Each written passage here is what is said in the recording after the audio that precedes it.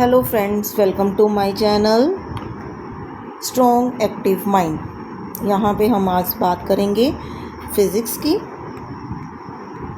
Physics का first chapter हम करेंगे मोशन एंड रेस्ट। आज हम बात करेंगे मोशन एंड रेस्ट की। ये सभी को पता है फर्स्टली मोशन क्या है। अगर बॉडी मूव कर रही है तो उसे मोशन कहते हैं। अगर बॉडी मूव नहीं कर रही अपनी पोजीशन से तो उसे बोलते हैं हम बॉडी इज़ एट रेस्ट। ये नॉर्मल डेफिनेशन है। A body is said to be in motion to be in motion कब? If it changes, when it changes its position with respect to time। यहाँ पे आप ये भी लिख सकते हो from one place to another. लेकिन अगर बॉडी अपनी पोजीशन एक जगह से दूसरी जगह पे टाइम के साथ चेंज कर रही है, मूव कर रही है, तो बॉडी क्या कहलाएगी? मोशन में। Next one is rest. Rest क्या होएगा? If it does not, it means body does not changes its position with respect to time। अगर टाइम के साथ बॉडी एक ही जगह पे खड़ी है तो उसे क्या बोलेंगे?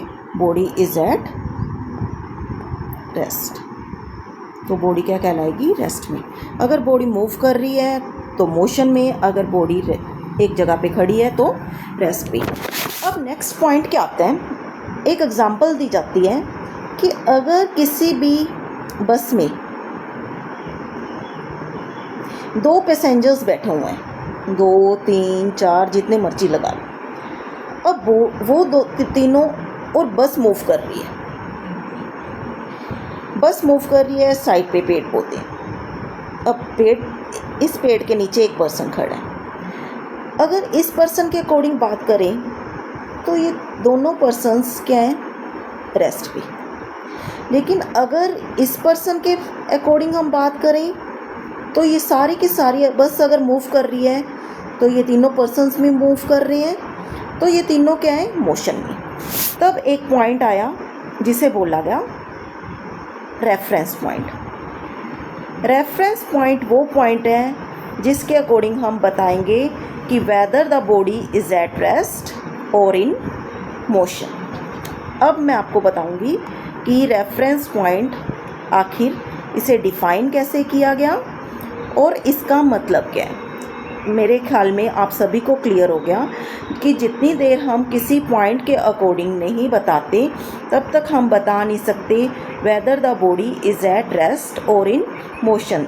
These are relative term. ये क्या है? रिलेटिव टर्म्स हैं। किसके अकॉर्डिंग पता लगेगा कि हमने जो रेफरेंस पॉइंट लिया है वो पॉइंट हमने किसे लिया है, उसके अकॉर्डिंग हम बताएंगे कि हमारी जो बॉडी है वो रेस्ट में है या मोशन में है।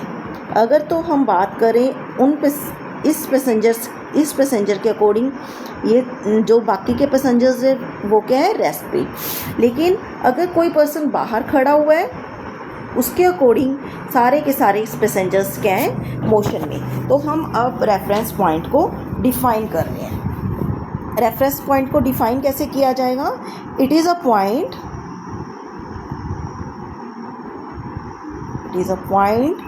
पॉइंट हो सकता है, प्लेस हो सकती है, या फिर और ऑब्जेक्ट, या फिर कोई ऑब्जेक्ट भी हो सकता है, जिसके अकॉर्डिंग हम बताएंगे, जिसे यूज़ किया जाएगा। Used for comparison to determine, इसे डिटरमाइन करना है that something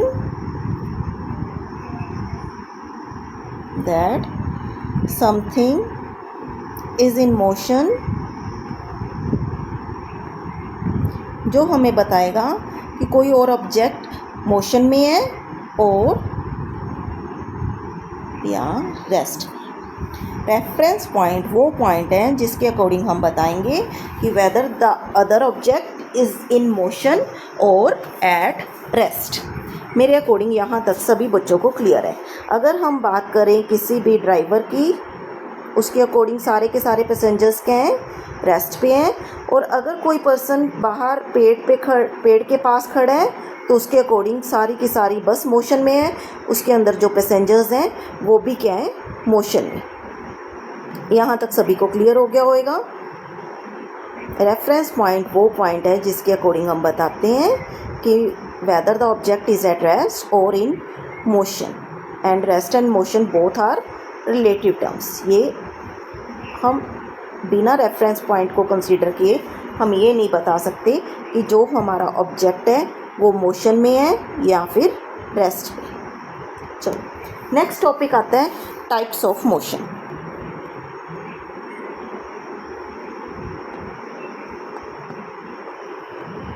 types of motion, हम मोशन को काफ़ी तरीक़ों से डिवाइड कर सकते हैं, लेकिन जो हम अब डिवीज़न करने लगे हैं, अब कैटेगराइज करने लगे हैं, वो किसके ऊपर डिपेंड कर रही है कि वो कौन सा पाथ फॉलो कर रही है। उसके अकॉर्डिंग जो टाइप ऑफ मोशन हमारे सिलेबस में है वो हमारे सिलेबस में है 3 टाइप के। फर्स्टली हम बात कर रहे हैं rectilinear motion,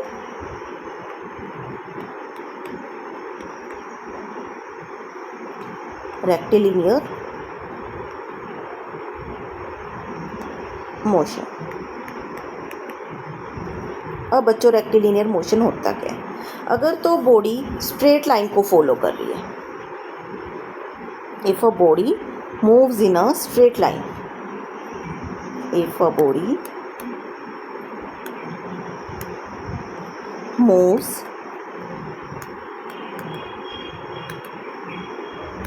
in a straight line then motion is known as rectilinear motion। तो मोशन क्या कहलाएगा? रेक्टिलिनियर मोशन कहलाएगा। सेकंड हम बात करेंगे कौन सा मोशन? Circular motion.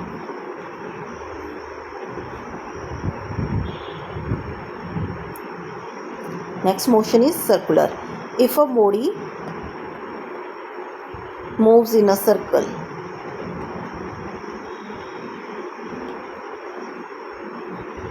अगर बॉडी मूव कर रही है सर्कल में, यहाँ से शुरू किया वहीं पे वापस, तो मोशन क्या कहलाएगा? सर्कुलर मोशन और सर्कुलेटरी मोशन। अब हम थर्ड टाइप कर रहे हैं मोशन की, वो कौन सी है? Vibratory motion.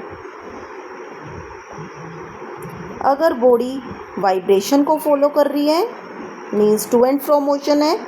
अगर बॉडी का टू एंड फ्रो मोशन है, जैसे पेंडुलम का होता है like this, to and fro motion, तो मोशन क्या कहलाएगा?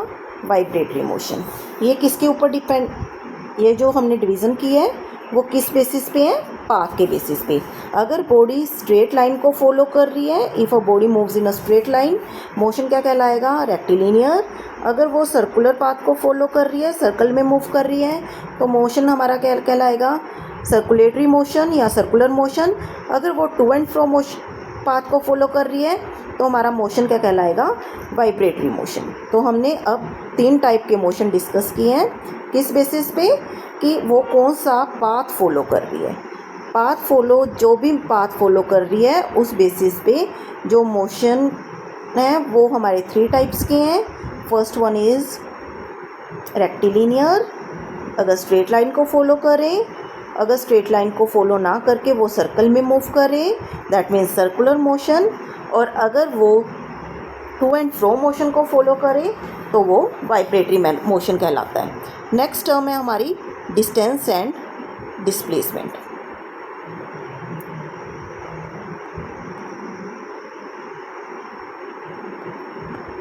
Next one is distance and displacement. Distance and displacement में डिफरेंस क्या है? अब डिस्टेंस क्या है? Actual path covered by a body.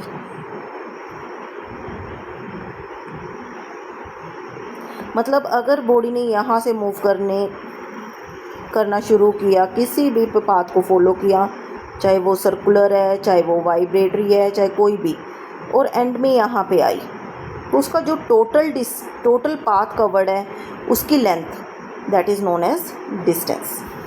लेकिन डिस्प्लेसमेंट क्या है, अगर बॉडी ने यहाँ से मूव करना शुरू किया और ये उसकी फाइनल पोजीशन है, this is the initial position, initial जहाँ से शुरू किया और फाइनल जहाँ पे उसने ख़त्म किया।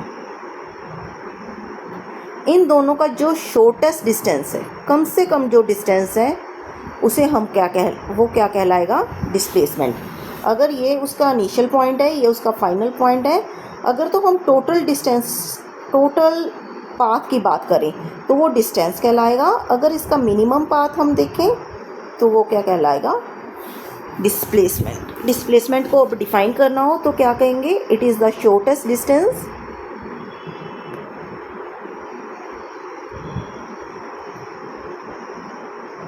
कवर्ड बाय अ बॉडी, या फिर क्या वर्ड यूज़ होएगा, shortest distance between initial and final point of a body या पोजीशन ऑफ अ बॉडी। यहाँ पे हम पॉइंट की जगह क्या वर्ड यूज़ करेंगे, position, final position of a body. अब डिस्टेंस एंड डिस्प्लेसमेंट को मेज़र किस में किया जाता है, कोई भी फिज़िकल क्वांटिटी है उसे मेज़र करने के लिए कोई यूनिट्स कंसीडर किए गए हैं, उन यूनिट्स को नाम क्या दिया गया है, एसआई यूनिट्स। चाहे डिस्टेंस है चाहे डिस्प्लेसमेंट, उसे मेज़र किया जाता है मीटर्स में और इसे शॉर्ट फॉर्म में लिखा जाता है एम, और इसके एक स्मॉल यूनिट्स हैं जिसे सीजीएस यूनिट्स कहा गया है। सीजीएस यूनिट्स क्या हैं, सेंटीमीटर।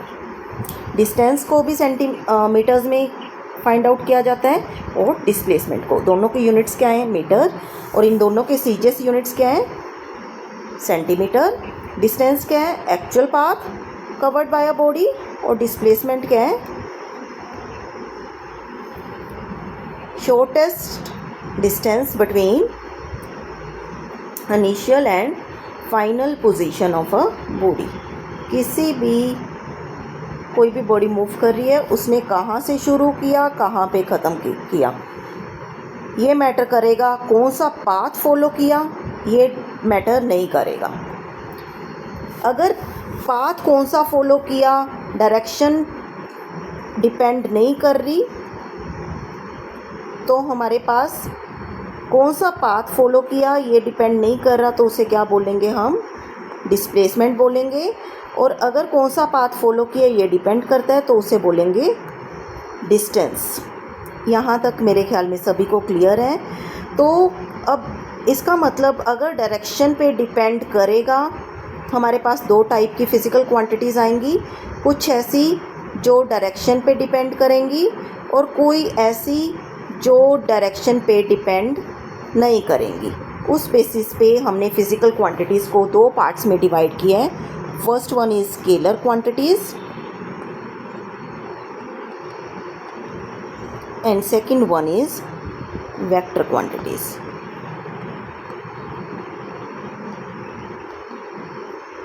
स्केलर क्वांटिटीज़ क्या है, जिसका सिर्फ मैग्नीट्यूड होएगा। Magnitude means value.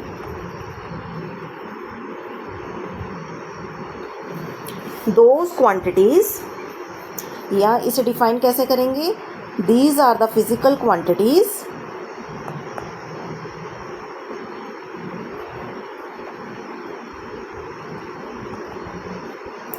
Having only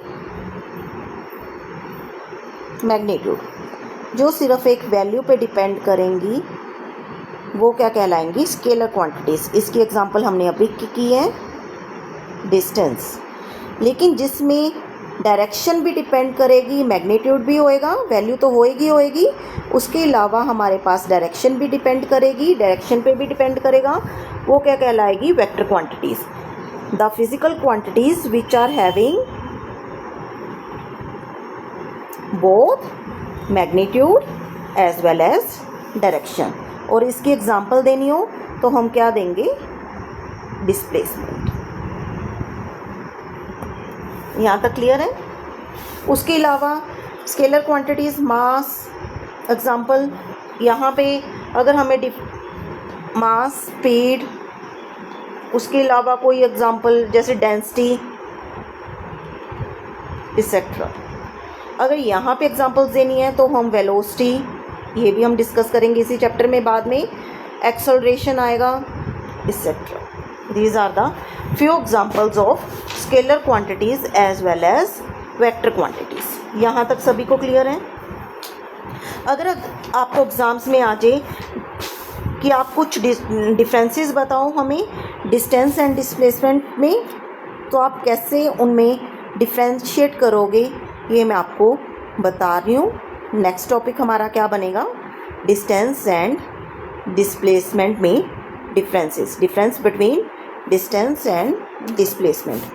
कोई भी बच्चा आप में अपने आप मेरे को बताएगा what are the differences between distance and displacement. एक चीज़ याद रखना, अगर किसी भी चीज़ में डिफरेंस आता है तो उसकी डेफिनेशन तो डिफरेंस का फर्स्ट पॉइंट बनेगा ही बनेगा। तो फर्स्ट पॉइंट क्या बनेगा? Actual distance, actual path. Distance is the actual path covered by a body, and displacement is shortest distance between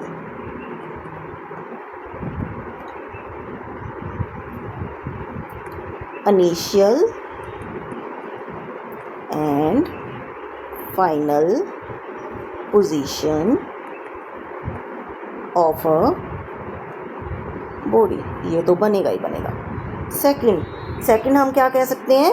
अभी बताया था distance is a scalar quantity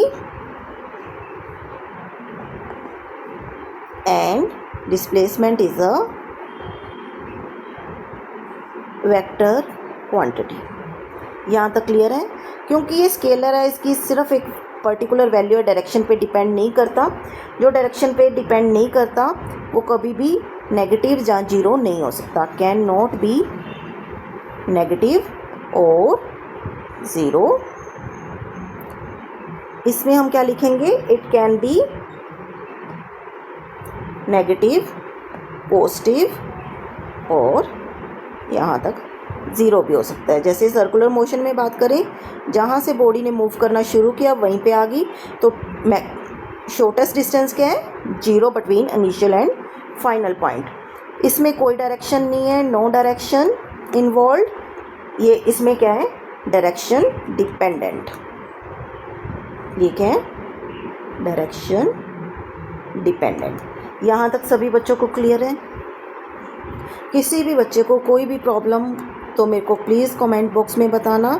next lecture से पहले मैं आपकी सारी प्रॉब्लम, सारी क्वेरीज़ को कवर करने की कोशिश करूँगी। यहाँ तक सभी बच्चों को क्लियर है? चलो नेक्स्ट हम फिज़िक्स के नेक्स्ट टॉपिक की बात करते हैं। हमने बात की थी मोशन की। मोशन को हमने एक तो डिवीज़न किया था पाथ के अकॉर्डिंग, 3 पार्ट्स में, रेक्टिलिनियर, सर्कुलेटरी एंड वाइब्रेटरी। अब हमारा नेक्स्ट है types of motion, uniform motion and second one is non uniform motion. क्योंकि आपको पता है स्केलर क्वांटिटी, वेक्टर क्वांटिटी के बारे में भी, तो अब हम करेंगे uniform and non uniform motion को डिफाइन। अगर बॉडी मूव कर रही है स्ट्रेट लाइन में और वो इक्वल डिस्टेंस ट्रैवल कर रही है in equal interval of time, मतलब अगर 1 आवर में 1 किलोमीटर ट्रैवल कर रही है तो नेक्स्ट 1 आवर में भी 1 किलोमीटर ट्रैवल करेगी, और एक पर्टिकुलर लाइन में मूव करेगी, तो मोशन हमारा क्या कहलाएगा? Uniform motion. तो इसे डिफाइन कैसे करेंगे? When a body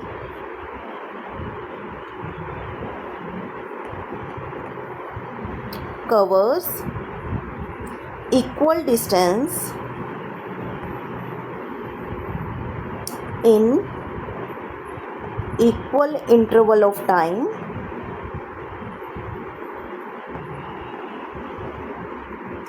along with the straight line, ये ज़रूरी है, along with the straight line, अगर वो straight line को फॉलो करते हुए इक्वल डिस्टेंस में इक्वल टाइम में इक्वल डिस्टेंस ट्रैवल करेगी तो मोशन क्या कहलाएगा? Uniform motion. जैसे अगर कोई एरोप्लेन, फॉर एग्जांपल अगर कोई एरोप्लेन मूव कर रहा है स्काई में और उसका जो डिस्टेंस ट्रैवल्ड है in every hour is same, तो उसका मोशन क्या कहलाएगा? यूनिफॉर्म। यहाँ तक क्लियर है? और अगर उसे हम एक ग्राफ पे शो करना चाहें तो यूनिफॉर्म मोशन का ग्राफ क्या आता है? Straight line. Next one is non uniform motion. Non uniform क्या है? अगर वो इक्वल डिस्टेंस ट्रैवल ना करे in equal interval of time, means अगर बॉडी मूव कर रही है किसी भी डायरेक्शन में 1 आवर में कुछ 5 किलोमीटर ट्रैवल कर रही है, सेकंड 1 आवर में 5 की जगह कोई भी 7 किलोमीटर 3 किलोमीटर, कम ज़्यादा हो सकता है लेकिन सेम नहीं हो सकता, तो उस मोशन को वो मोशन क्या कहलाएगा? Non uniform motion. अब इसे डिफाइन कैसे किया जाएगा? When a body does not cover equal distance in equal interval of time. अगर उसका डिस्टेंस ही इक्वल नहीं है तो वो पाथ क्या फॉलो कर रहा है उससे हमें कोई लेना देना नहीं है। इसके लिए अगर ग्राफ देखा जाए तो कैसा मर्जी बना सकते हो। क्लियर है? अब हमने बात की uniform motion and non uniform motion की। अगर वो इक्वल इंटरवल ऑफ टाइम में इक्वल डिस्टेंस ट्रैवल कर रहा है तो मोशन है हमारा क्या कहलाएगा? यूनिफॉर्म। और अगर वो अनइक्वल डिस्टेंस ट्रैवल कर रहा है in equal interval of time तो मोशन हमारा क्या कहलाएगा? बोलो। Non uniform. नॉन यूनिफॉर्म के अब आप बोलोगे कि मैम आपने कोई एग्जांपल ही नहीं दी, तो आप बात कर सकते हो कार में ट्रैवल करना। अब किसी सड़क पे बहुत सारा ट्रैफिक है, कई बारी हाईवे आएगा, कई बारी कोई भी ट्रैफिक नहीं है, तो जहाँ पे ट्रैफिक है वहाँ पे आपका डिस्टेंस अलग ट्रैवल होएगा, जहाँ पे ट्रैफिक नहीं है वहाँ पे अलग डिस्टेंस ट्रैवल होएगा, तो वो क्या कहलाएगा? Non uniform motion. आज का हम लास्ट टॉपिक करेंगे speed and velocity.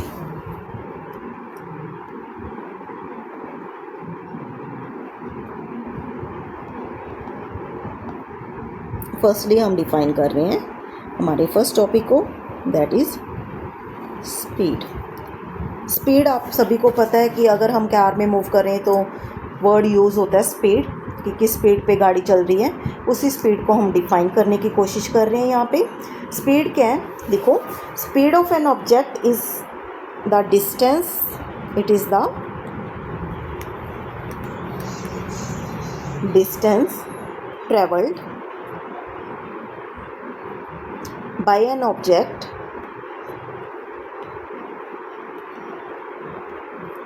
Per unit time.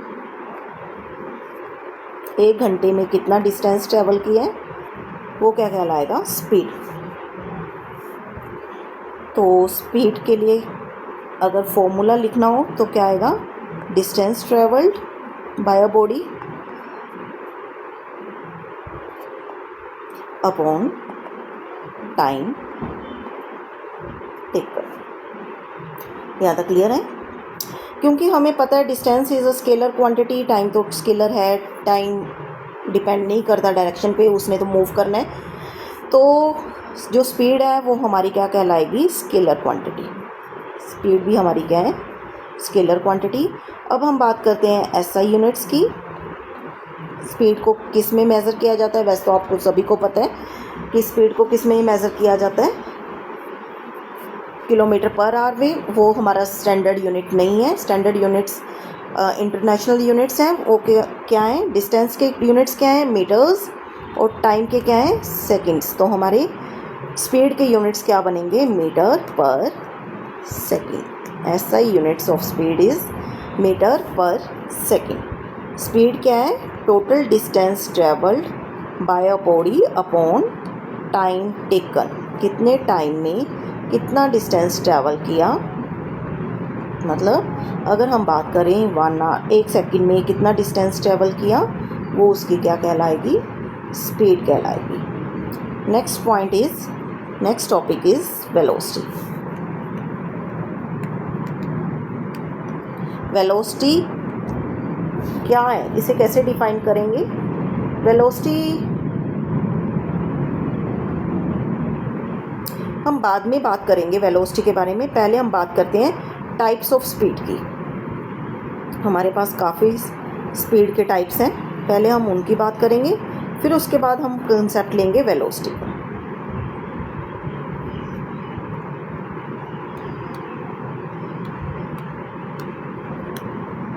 पहले हम बात करते हैं टाइप्स ऑफ स्पीड की। अब हमारे पास टाइप्स ऑफ स्पीड 3 पार्ट्स में डिवाइडेड है। First one is uniform, second one is non uniform,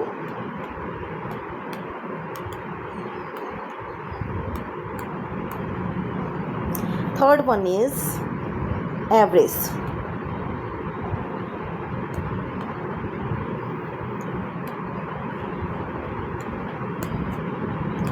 uniform speed क्या होती है? यूनिफॉर्म स्पीड होती है कि अगर बॉडी मूव कर रही है equal distance in equal interval of time, तो इसे क्या बोलते हैं, कांस्टेंट स्पीड भी बोला जाता है।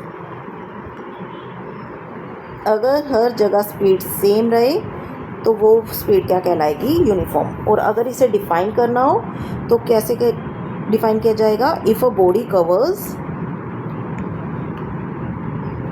equal distance in equal interval of time,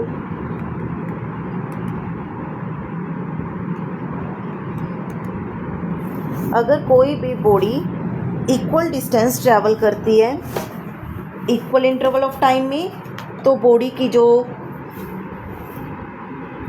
क्या है, यूनिफॉर्म स्पीड में कहलाएगी। नॉन यूनिफॉर्म क्या है, ये आप बता सकते हो। If a body covers unequal distance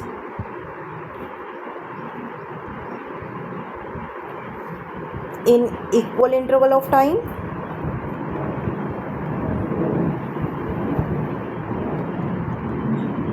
तो बॉडी क्या कहलाएगी, बॉडी किस में कहलाएगी, नॉन यूनिफॉर्म स्पीड में कहलाएगी। अगर बॉडी अनइक्वल डिस्टेंस ट्रैवल करती है in equal interval of time, तो बॉडी क्या कहलाएगी, नॉन यूनिफॉर्म स्पीड में कहलाएगी।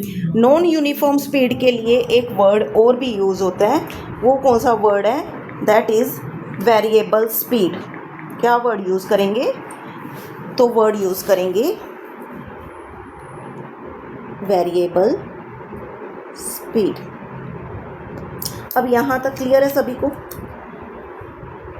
तो हम क्या वर्ड यूज़ करेंगे, वेरिएबल स्पीड वर्ड यूज़ करेंगे। अब नेक्स्ट हमारा जो टॉपिक है वो क्या है, हाँ जी बच्चों, नेक्स्ट टॉपिक है हमारा एवरेज स्पीड। एवरेज स्पीड क्या होता है? अब एवरेज स्पीड होता है